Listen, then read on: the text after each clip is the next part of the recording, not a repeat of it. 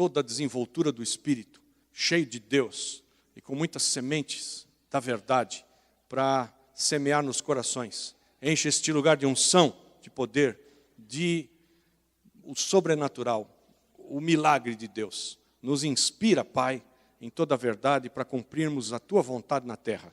E usa o Teu servo agora com poder, com força, em nome de Jesus. Amém. Prega bem, varão. Amém. Tá? Tá.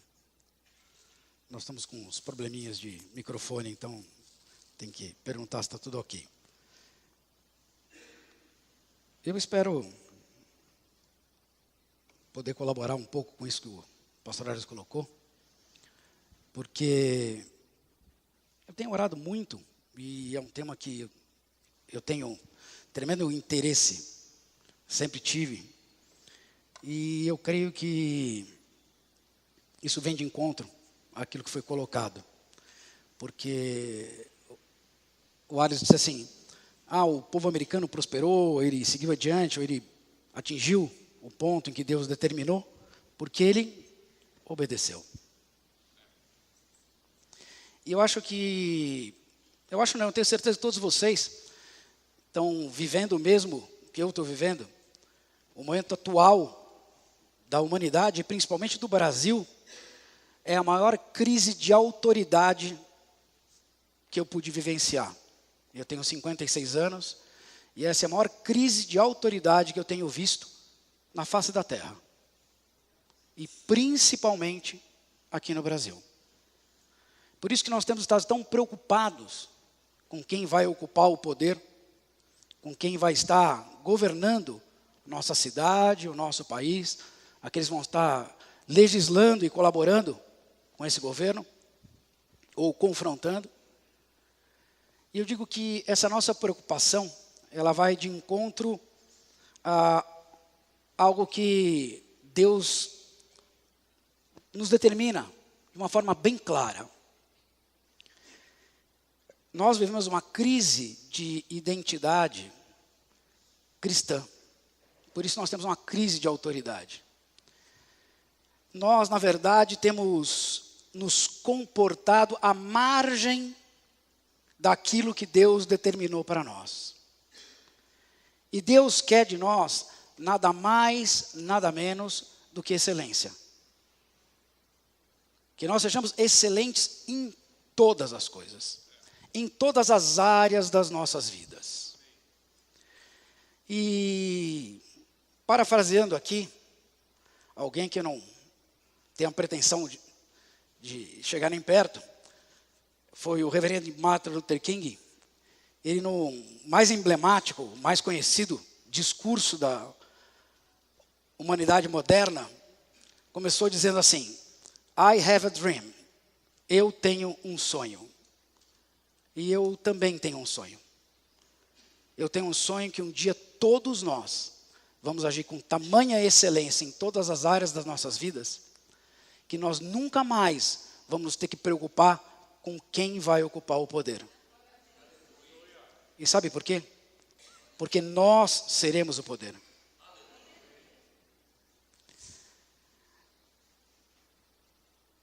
Em Colossenses 3, versículo 23, tem uma advertência muito clara para nós, que eu gostaria que vocês guardassem isso. Diz assim: tudo quanto fizerdes, fazei-o de todo o coração, como para o Senhor e não para homens. Tudo quanto fazei, fazei-o como para o Senhor e não para homens. E aqui, homens, você não precisa classificar somente o outro, o próximo, algo que você faz por alguém, mas algo que você faz por si mesmo, muitas vezes é mais nocivo do que qualquer coisa. Porque eu penso que essa crise de identidade vem justamente de uma maré, de um movimento que tem se espalhado por todos os cantos, onde as pessoas agem muito mais movidas pelos próprios sentimentos do que pela vontade de Deus. Então, aquilo que eu desejo passa a ser soberano. Ao passo que aquilo que Deus deseja, talvez eu obedeça. Talvez eu execute, desde que eu concorde. O que eu não concordo, eu não faço. E o que eu concordo, eu faço. Basicamente, é isso que nós estamos vivendo no nosso meio. Mas nós não estamos só presos a critérios morais. Essa coisa de que, esquerda, direita, centro, esse se comporta assim, esse rouba, esse não rouba. Eu acho que o principal em tudo isso é que nós não estamos nos colocando alinhados com a vontade de Deus. Porque Ele é que governa de forma soberana. Então, se nós não ocupamos o nosso espaço, certamente coisas divergentes da vontade de Deus vão acontecer. Porque o nosso espaço não é um espaço de juízo, é um espaço de reino. Nós não estamos aqui para julgar, nós estamos aqui para reinar. Isso aconteceu lá atrás, quando Josué não estava mais presente na terra prometida, diante do povo de Deus. As tribos se separaram e se dividiram e viviam praticamente cada uma autônoma, dentro da sua própria rodinha. E se vocês não se lembram, vocês podem ler na história bíblica, e vocês vão ver que tivemos 200 anos de juízes julgando sobre a terra. A nação de Israel ainda não era dominante na terra prometida. Ela era atacada e assolada por um monte de povos, de todos os tipos. E cada um cuidando de si mesmo, cada uma das tribos cuidando de si mesmo, não se juntavam a ponto de se fortalecer para batalhar contra esses inimigos. Tanto que a terra prometida só foi totalmente dominada lá no reinado de Davi. Até então era preciso que juízes julgassem as causas e as situações e aglutinassem o povo para que eles pudessem lutar juntos e ter alguma chance contra os inimigos. E nós, enquanto cristãos, também estamos vivendo assim.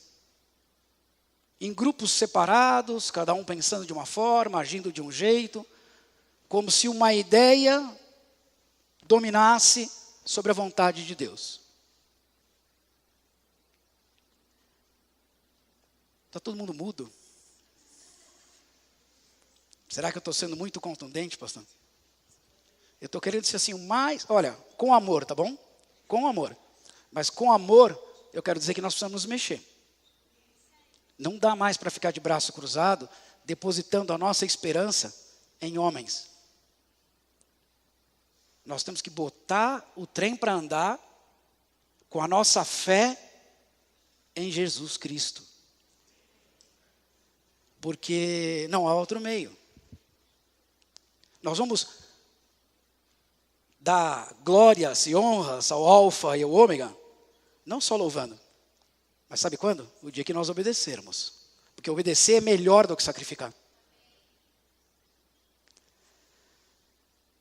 E a discussão entre nós, a discussão teológica, dos cristãos, quando nós agimos fora da vontade de Deus, ela fica no plano do gosto. Eu gosto daquele texto, o outro gosta do outro. Eu gosto desse cântico, o outro não gosta. E por aí vai. Os critérios de Deus deixam de prevalecer e passam a prevalecer os critérios humanos. Aquilo que nós gostamos ou desgostamos. E esse desenrolar, ele fica tão maligno, tão solto. Os critérios se tornam tão racionais que a vontade de Deus deixa de predominar e as pessoas se afastam, a ponto de que a autoridade deixe de existir na vida de cada um. E de forma que se uma autoridade não falar aquilo que as pessoas querem ouvir, aquilo que os liderados querem ouvir, eles vão resistir de tal forma a essa autoridade, que essa autoridade vai se tornar nula. completamente nula, pela resistência do coração daqueles que não concordam. E nós sabemos muito bem que quando nós resistimos a algo, nós somos extremamente capazes, né? Eu fico impressionado como isso está enraizado nas pessoas desde sempre. Meu neto tem 2 anos. E essa semana, por algum motivo, não me lembro qual foi, eu sei que eu tive que buscar a criança na escola. Então eu saí do trabalho, fui buscá-lo, ele veio comigo. Chegou animado, bem tranquilo, brincamos um tempão. Aí a Mari chegou, um pouco depois, e aí, vovó, eu quero banho. Ele curte brincar no banho, ficou tomando banho, brincou no banho. Quando ele saiu do banho, que a Mari foi tirar ele do banho, ele não queria sair do banho, ele abriu a caixa de ferramenta. E aí começou. Virou um Banzé no Oeste. E a gente repreendendo ele, coisa e tal, fomos conversando, enquanto trocava a fralda, enxugava e vestia, foi assim um Deus nos acuda. Eu sou avô, não sou pai, porque se eu fosse pai já tinha tomado um contragolpe e eu fechava a caixa de ferramenta dele. E a certa altura do negócio ele me deu um tapa no braço. Aí eu enquadrei o cara no verbal. E você vai me pedir desculpa agora. Você sabe o que ele fez? Respondeu, não. Eu vou ficar de castigo. Desceu da minha cama, desceu do meu quarto, foi lá para o canto que o pai coloca ele de castigo, e lá ele ficou. Você vai pedir desculpa? Não, vou ficar no castigo. É engraçado, né? 2 anos, bonitinho, né? É horrível. Sabe por quê? Porque vocês todos cresceram e se comportam da mesma forma. Desculpa, com amor, tá? A gente faz, aí pede perdão a Deus, se coloca no cantinho do castigo. Vou pagar uma penitência. Vou fazer um jejum. Vou dar uma cambalhota de oração. Mas obedecer, não. Eu não concordo. Entendam que enquanto esse espírito imperar nas famílias, nós não vamos atingir o objetivo que Deus quer para nós. E sabe por quê?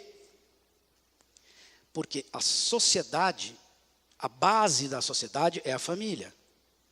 A base da igreja é a família. Não é à toa que Deus se preocupa com a família de uma forma tão especial. Ele faz analogia direta em relação à família.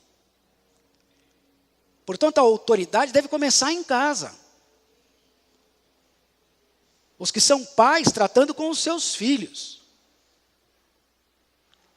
Porque não dá mais para ver uma geração como essa, onde adolescentes matam simplesmente porque lhes agrada matar.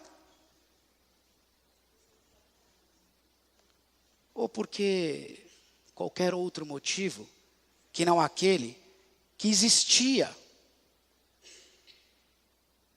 na vontade de Deus, que é de que todos pudessem educar bem os seus filhos, obedientes àquilo que é a palavra, aquilo que está escrito. Não precisa ir além e nem aquém disso. Agora, dando vazão à vontade das pessoas, não só aqueles menos favorecidos financeiramente cometem crimes, não. Nós temos visto aí que os mais favorecidos, inclusive, jovens e velhos. Porque, honesto, sinceramente, o cara ter 1 milhão ou 10 milhões não vai fazer muita diferença, a não ser no plano da conquista, do desejo. E quando eu tenho 10, eu quero 100, eu quero 1 bilhão. E aí quando eu tenho 30 bilhões, eu não tenho mais o que fazer, eu resolvo ser o Deus de todos e eu decido como eu distribuo o meu dinheiro, e aí eu faço conforme isso me satisfaz. Como isso preenche o meu ego. Como me faz dormir bem no meu travesseiro. Por isso que de verdade eu não me preocupo. Não é algo que me dê plena satisfação. Quando eu olho para os meus filhos, não é a carreira que eles seguiram, o cargo que eles ocupam, a remuneração que eles recebem, os bens que eles adquirem. Isso, de fato, para mim não tem significância, não é o que me deixa orgulhoso. Mas o que me deixa orgulhoso é olhar para eles e ver que eles são homens de bem, pessoas respeitadas, são homens que têm família, que amam suas esposas, tratam-as muito bem, têm respeito pelos seus pais, respeito pelas autoridades. Esse tipo de coisa me faz ver que pelo menos um pouquinho da vontade de Deus eu fiz cumprir e seguir adiante. Isso é ensinar o caminho em que deve andar. Porque eles estão por conta própria. Hoje eles estão por conta própria. Um tem 30, outro tem 28. Um está casado há 6, vai fazer 7 anos. O outro está casado há 3. Que ingerência tenho eu sobre eles? Nenhuma. Nem devo. Aliás, eu só falo a respeito de alguma coisa se eles me perguntam. E nem sempre o que eu digo prevalece. Mas o pior de tudo isso é que mesmo hoje, 30 e 28, quando eu olho para eles e vejo um erro deles, não porque eles erraram, mas porque esse erro foi cometido por mim primeiramente e eles replicaram. Isso me deixa doente. Eu passo mal e isso acontece. Volta e meia isso acontece. É engraçadinho quando você vê isso no Rafael. Mas não é nada engraçado quando eu vejo isso neles. Às vezes não é nada que signifique muito. Do ponto de vista da transgressão ou do erro. Mas significa muito em mim. Do ponto de vista de quem não faltou algo para a excelência. Faltou um pouco mais para me tornar excelente. Porque o meu objetivo e o seu objetivo deve ser de fazer as coisas como quem faz para Deus e não para homens. Para que Ele seja glorificado. Portanto, fazer as coisas para Deus é fazer as coisas com excelência. Para Deus não tem nada menos do que excelência. De modo que se nós educamos os nossos filhos, nós temos que educar com excelência. Se nós vamos promover qualquer oportunidade na vida deles, vamos fazer com excelência. Porque se no núcleo familiar você tratar sua esposa com excelência, seus filhos vão reproduzir isso no casamento deles. Amém? É fato. Eu estou casado há 32 anos. Eu sou um pouquinho mais velho de casamento que o Alisson, alguns meses. E eu digo para vocês, de todo o coração, que casamento é muito bom. E para mim é melhor a cada dia. Eu não tenho assim nenhum problema da evolução do tempo no nosso físico. Não tenho nenhum problema com o fato de nós termos ficado, supostamente nós dois, né? Casa vazia, um pouco de exagero no meu caso, porque volta e meia eles aparecem, né? Ou volta e sempre. Mas, quando estamos só nós dois, nós somos boa companhia um para o outro. E por que isso? Porque nós buscamos tratar a nossa união, o nosso compromisso com excelência. Eu falo isso porque assim, me aterroriza, os jovens hoje, eles casam, se der deu, se não deu, separa.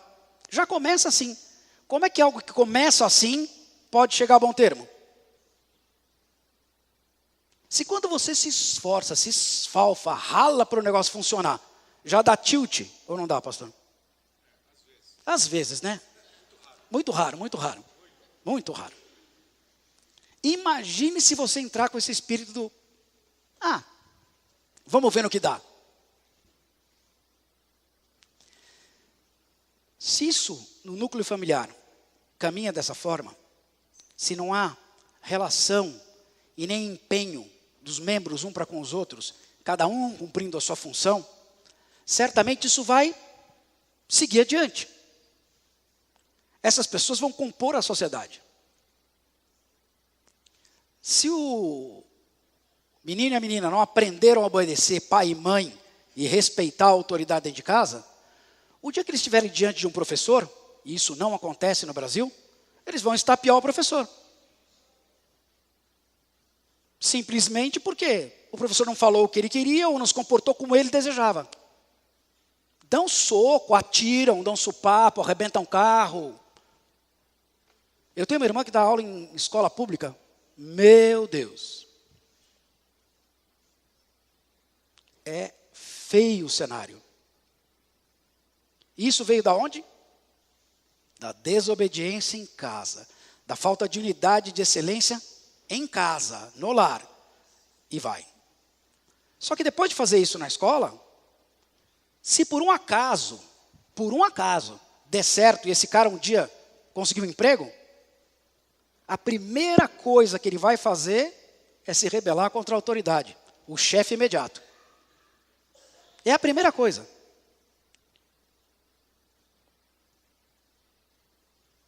Se o cara mesmo travestido de ovelhinha, sendo um desobediente contumaz, frequenta uma igreja, ele vai reproduzir a mesma coisa na igreja. E ele vai desafiar toda e qualquer autoridade que ficou colocada diante dele. Se eu não respeito meu pai e minha mãe, que me geraram e me criaram, como é que eu posso respeitar mais alguém? Eu respondo para você, não posso. E aí chega o dia em que, seja a autoridade, a justiça, ou até mesmo a polícia, ou o governo, para mim não dizem nada. Porque eu posso, e eu faço, e eu roubo. Mas eu não estou roubando, imagina. Eu estou desviando para uma causa justa, o meu bolso.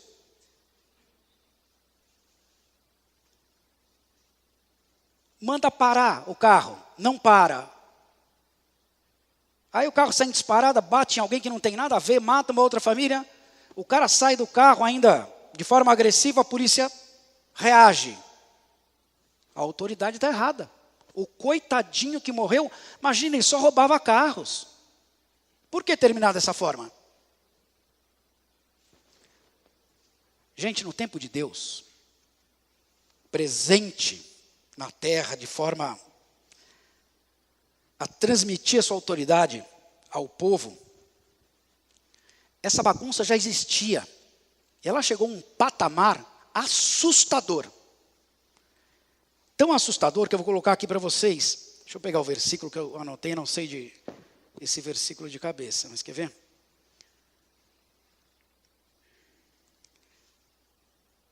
Se eu não me engano, é Deuteronômio, dá uma olhada, 21, 18.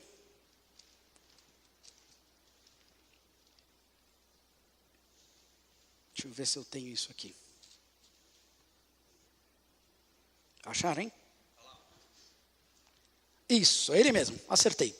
Se alguém tiver um filho contumaz e rebelde, veja bem, não sou eu que está dizendo, está com amor, tá bom? A Bíblia. Olha que ponto chegou. Que não obedeça a voz de seu pai e a voz da sua mãe, e que embora o castiguem, não lhes dê ouvidos. Continua, por gentileza.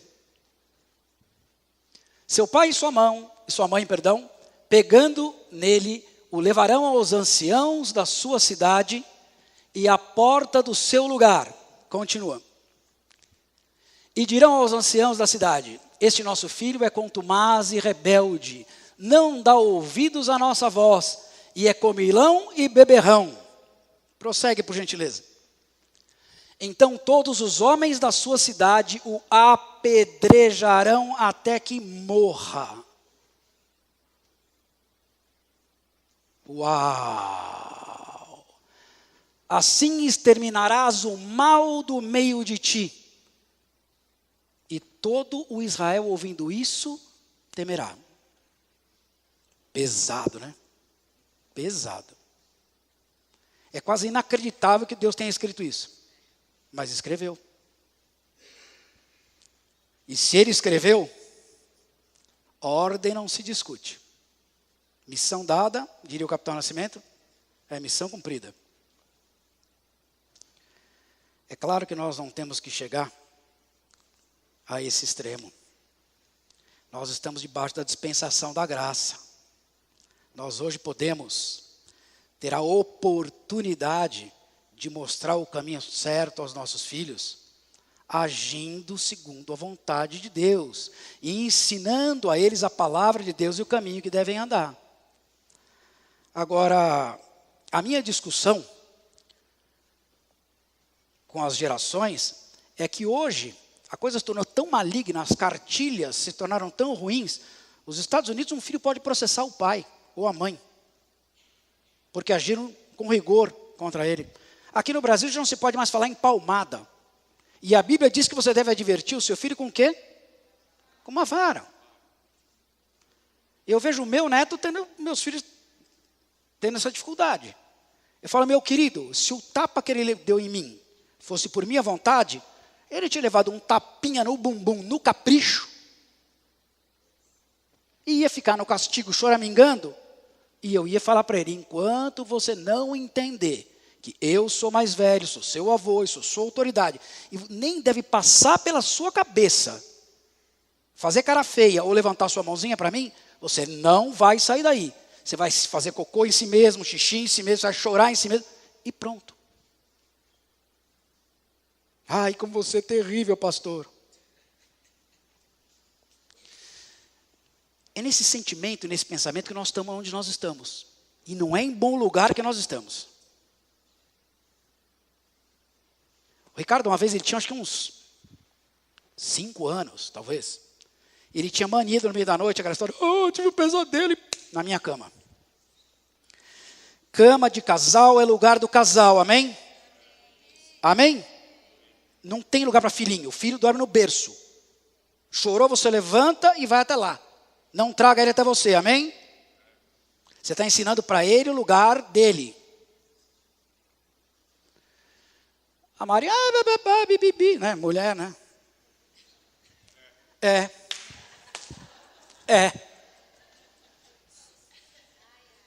Ai, ai. Como diz o Rafael, E o cara vinha, isso durou 5 anos. Um dia eu falei, chega! A autoridade é que sou eu, quem manda sou eu, e acabou. Pumba, passei a chave na porta. O cara chorou na porta durante umas 2 horas, enquanto ele tinha fôlego e força. Depois parou. Falei, beleza. Dormimos. Dia seguinte eu abri a porta, clac, bum! Caiu o cara. Ele dormiu encostado na porta.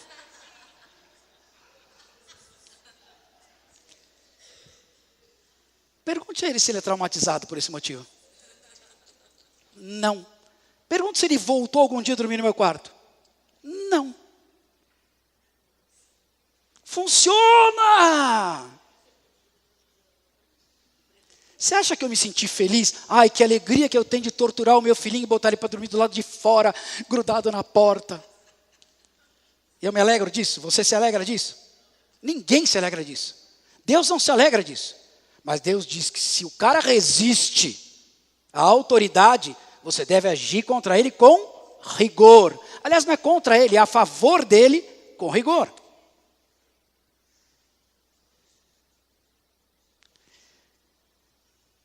Eu estou falando de crianças e menores, mas será que isso teria algo a ver com algum de nós?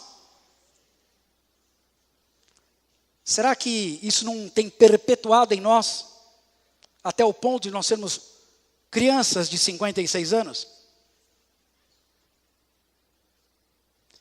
E aí nós ficamos preocupados em quem é que vai governar o nosso país. Olha o meu sonho. Imagine que as famílias educassem bem os seus filhos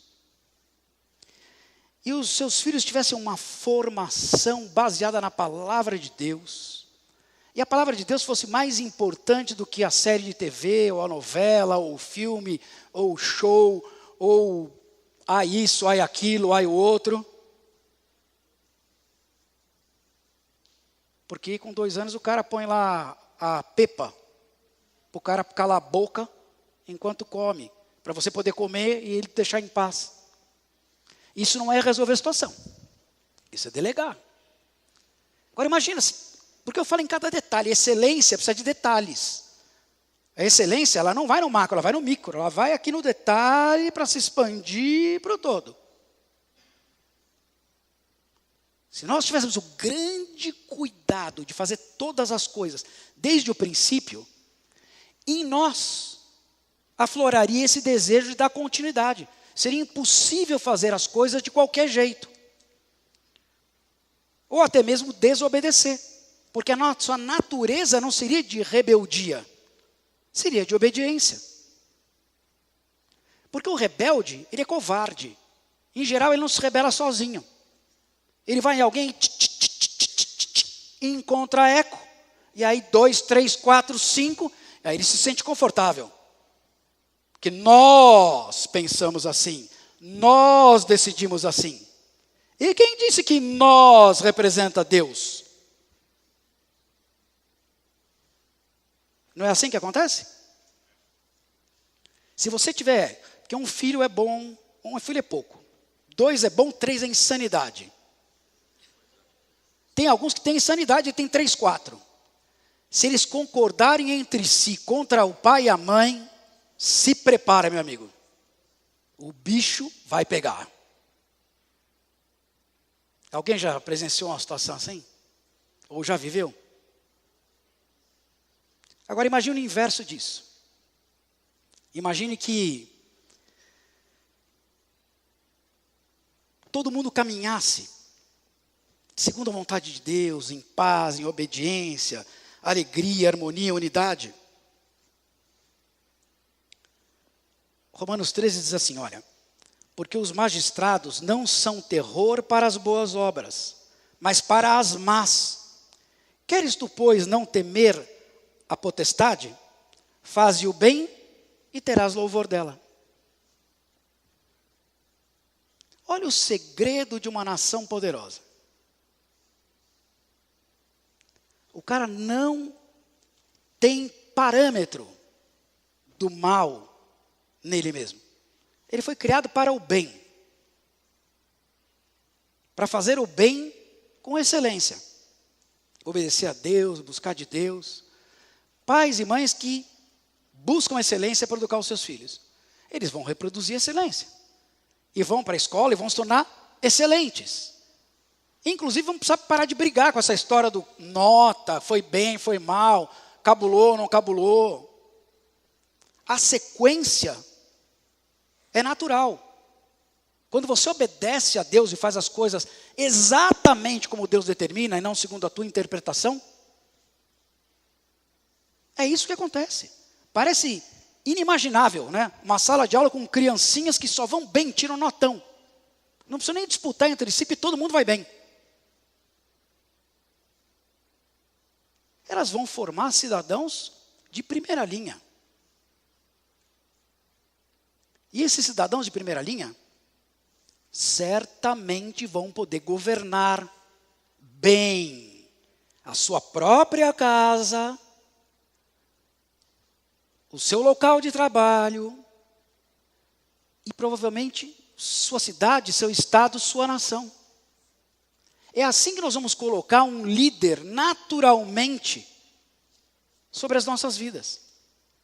Porque enquanto a gente buscar em homens que já estão formados nesse ranço espiritual, cristão, evangélico, como você queira rotular, que nós vivemos hoje, vai ser difícil. Ou impossível, eu diria. Nós precisamos parar, inclusive, como igreja, de discutir entre nós.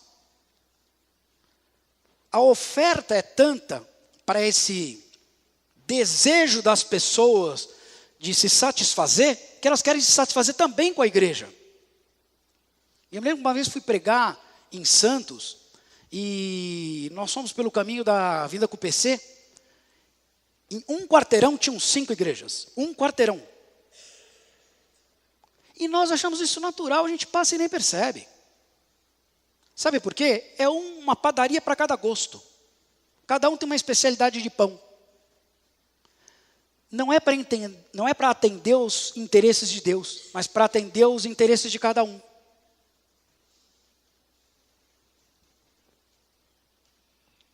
Enquanto nós não nos unirmos a ponto de fazer forte a nossa família em Cristo, nós também não vamos estar agindo com excelência. Famílias não são perfeitas. A gente conta o lado bom das coisas, mas se a gente fosse colocar o lado podre, o negócio aqui ia ficar quente. Porque acontece com todo mundo. E é por isso que a gente corrige. Por isso que a gente acerta. São essas coisas que nos motivam a nos tornar melhores. Igrejas devem ser um lugar onde as pessoas convivem em suporte umas às outras. Quando Deus diz, suportai-vos uns aos outros, o que me deixa mais aborrecido é a interpretação da maioria de que suportar, dizer, ufa, meu Deus, hein? Eu tenho que aguentar a Samanta. Mas sabe como ela é minha irmã, né? Eu vou aguentar. Quando ela vem, oi, Sé, tudo bem? Você sabe o que é suportar uns aos outros? O inglês, ele fala essa palavra tem uma interpretação melhor, né? Uma língua mais pobre sempre tem uma definição melhor. O suportar é dar apoio, estar ao lado, dar força, fazer acontecer junto. Amém? Eu só escutei um, né? Então nós temos que suportar uns aos outros. O sentido é esse. Fortalecer uns aos outros. Servir uns aos outros. Se o chefe veio aqui e disse assim, olha, eu vim aqui para servir, quem somos nós para contrariar o que ele disse? Eu vim aqui para servir, vocês vão servir também. E a maneira mais excelente de servir é servir uns aos outros. E nós fazemos exatamente o contrário. Nós praticamos o desfavor de simplesmente desaparecer da vida um do outro, sem inclusive comunicar, só porque eu me senti ofendido, porque não gostei do louvor, sei lá, a palavra foi chata, ou sei lá, não fui com a cara de alguém, o pastor me olhou feio. Isso nunca aconteceu aqui, né? Com a gente, graças a Deus, isso nunca aconteceu. O cara não quer namorar comigo. Que culpa tenho eu?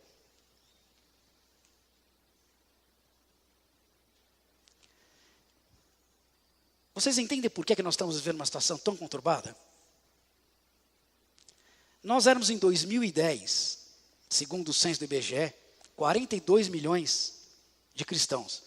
Até então nós tínhamos crescido 61%, enquanto os católicos, por exemplo, cresceram 1% no mesmo período, 10 anos. Isso em 2010.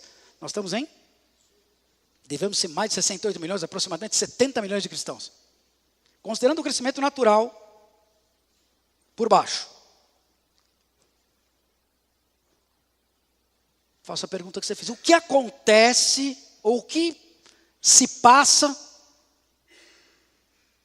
que as promessas de Deus, que o desejo de Deus, que a direção de Deus ainda não acontece entre nós? Não tem explicação lógica. Com amor. Você sabe quem é o culpado disso? Nós mesmos. A Bíblia diz que nós devemos ter um comportamento diferente. Porque é o nosso comportamento que vai fazer com que as pessoas olhem em nós e digam, essa pessoa é um exemplo, ela tem algo diferente. Como é que ela consegue agir e corresponder dessa forma? Coloque aí, por gentileza, 1 Coríntios 9, 27.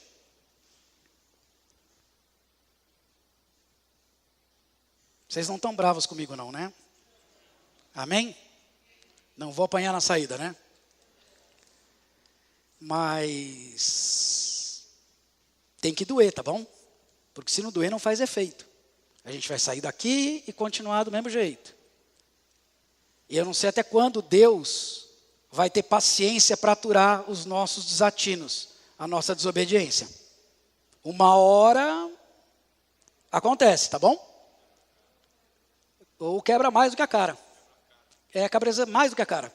Às vezes se quebra inteiro, né? Antes subjugo o meu corpo e o reduzo à submissão, para que depois de pregar a outros, eu mesmo não venha a ficar reprovado. Eu não sei os que têm a oportunidade de ministrar a palavra, mas eu sou um daqueles que fica gelado toda vez que venho para cá. Eu tenho a mão de tocha. Se você pegar minha mão agora, está gelada. Sabe o que é isso? Não é medo, é temor. De que eu não venha estragar aquilo que o Espírito Santo quer fazer.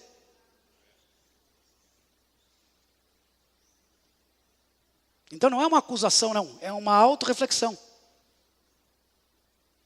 Cada um de nós vai fazer inúmeras opções. E nós temos que pensar, quando for optar, na vontade de Deus e não na nossa vontade. Senão, quebra a cara.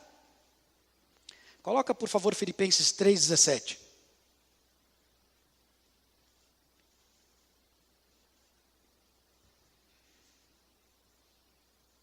Irmãos, sede meus imitadores e atentai para aqueles que andam conforme o exemplo que tendes em nós. Isso aqui não é no singular, não. É no plural. Porque não adianta que quem ministre ou quem ocupe a posição de autoridade dê o exemplo. Se quem está com ele, fazendo parte do corpo, não reflete, não demonstra, não age da mesma forma, não acontece. Já ouviram falar que uma andorinha sozinha não faz verão? O plano de Deus ele é coletivo, lembra disso? A salvação é individual, mas daí para diante o plano é coletivo. Ele quer de nós unidade, união, obediência e disposição para exercer o reino de Deus. E só tem um jeito, através da palavra de Deus. E aí nós temos que fazer isso com excelência. Não dá para olhar para as coisas e deixar para lá, tá bom? Não dá. Nós estamos completamente contaminados nisso. A gente olha as coisas e deixa para lá, outro resolve. Não é assim. Deus espera de cada um de nós o melhor. O melhor. Excelência é o meu melhor. Pode ser que o meu melhor para você seja pouco. Mas se para Deus é todo o potencial que Ele enxerga em mim, amém. Se você tem um potencial mais excelente, glória a Deus pela sua vida. Por isso eu quero estar junto de você, porque juntos nós vamos fazer uma tremenda força. Agora, muitas vezes nós acabamos usando esse potencial uns contra os outros.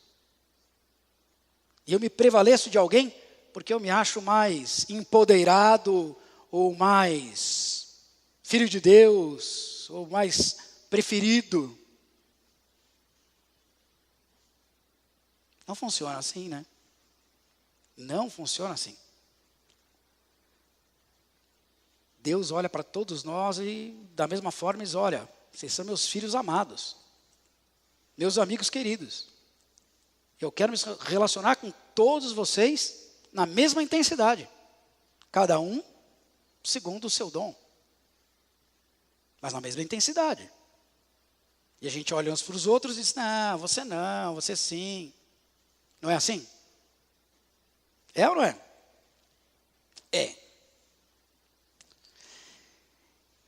Então, quando eu digo que eu tenho um sonho, eu não quero colocar para vocês esse sonho como um sonho pessoal. Esse é um sonho que eu compartilho com Deus e da parte de Deus. Que um dia o tema autoridade, ele não precisa ser mais ensinado. Ele só precisa ser praticado. Porque a forma com que eu pratico, a intensidade com que eu pratico, as outras pessoas vão ser contaminadas. Vão agir da mesma forma. Se você não percebeu, você é um tremendo de um influenciador. É muito modinha agora ser influenciador em... Qual é a mídia social? Eu não sei.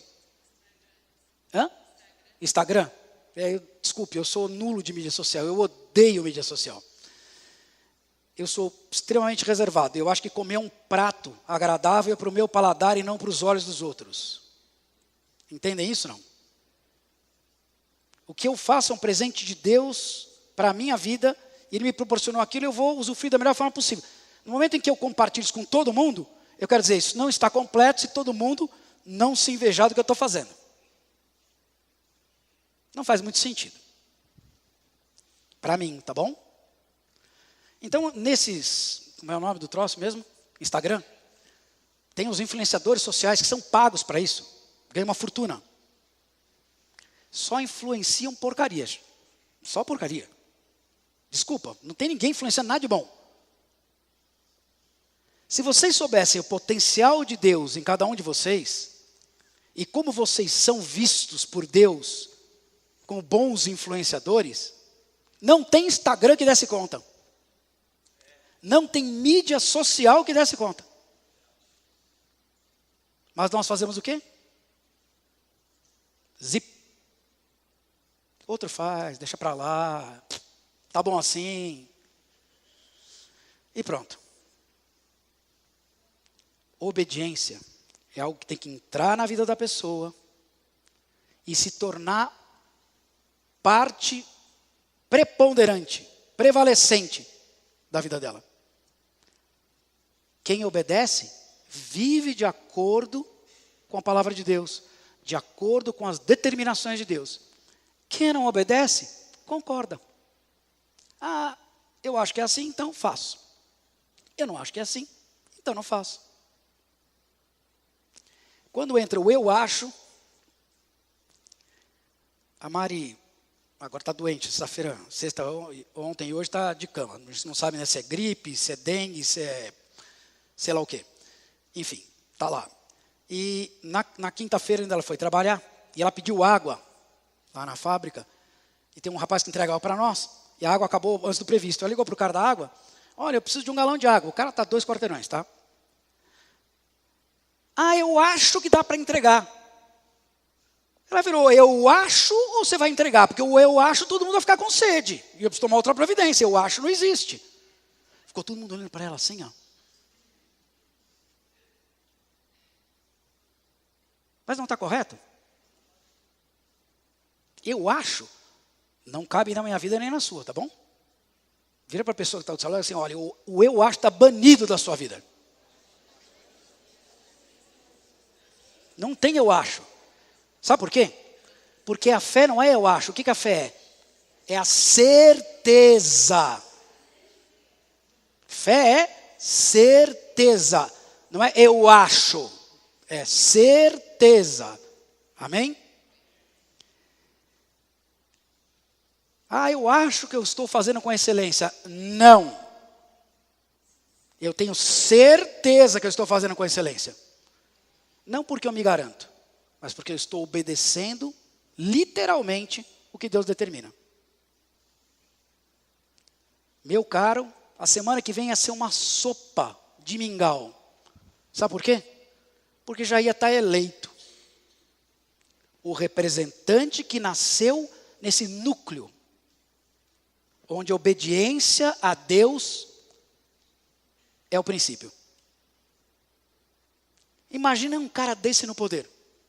Um cara que sabe obedecer, completo na obediência. Vai governar, que é um espetáculo. Ele não vai governar, ele vai reinar.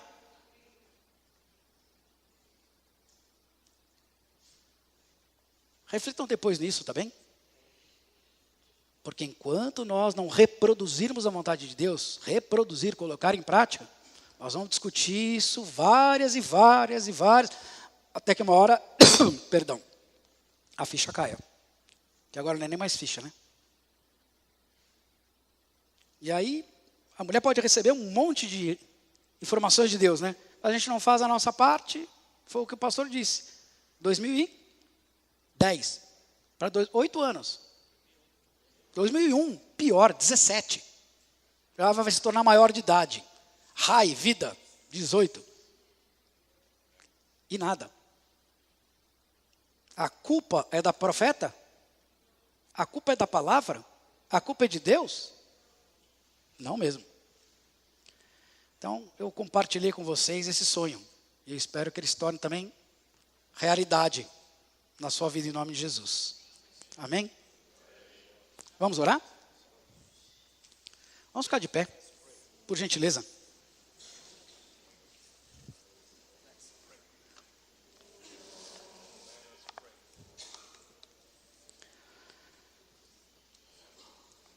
Pai, nós nos colocamos diante de Ti para primeiramente pedir perdão, Senhor, porque não temos cumprido a Tua vontade nas nossas vidas. Nós declaramos, Senhor Deus, que nós não temos agido com excelência. Nós temos falhado, Deus. Na maioria das vezes porque temos buscado os nossos próprios interesses, a nossa própria vontade, ou porque temos discernido com o nosso racional as coisas que não são racionalizáveis. Nós queremos nos render, Senhor Deus, ao Teu sobrenatural e declarar que nós estamos aqui dispostos a ouvir da Tua parte, a buscar na Tua palavra uma forma excelente de Te servir, de servir ao nosso próximo, servir as nossas famílias, servir nos nossos empregos, nas nossas empresas, servir na nossa nação, mas principalmente servir no corpo de Cristo. Nós queremos fazer isso, Pai, com excelência, para que o Teu nome seja glorificado, para que nós sejamos conhecidos como uma nação obediente e não desobediente.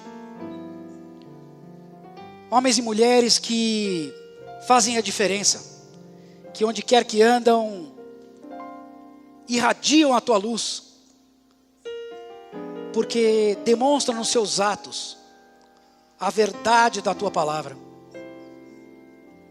Pai, eu peço que isso caia nos nossos corações, não somente como algo que fica guardado, mas algo que nos incomoda, algo que nos impulsiona a colocar em prática, Senhor. Porque nós queremos ver a diferença acontecendo. Nós queremos ver as Tuas promessas acontecendo. Queremos ser canais Teus aqui na terra. Queremos abençoar a vida de outras pessoas. E por isso, Pai, começa a trabalhar em cada um de nós. Para que primeiramente, nas nossas famílias, nós sejamos uma bênção.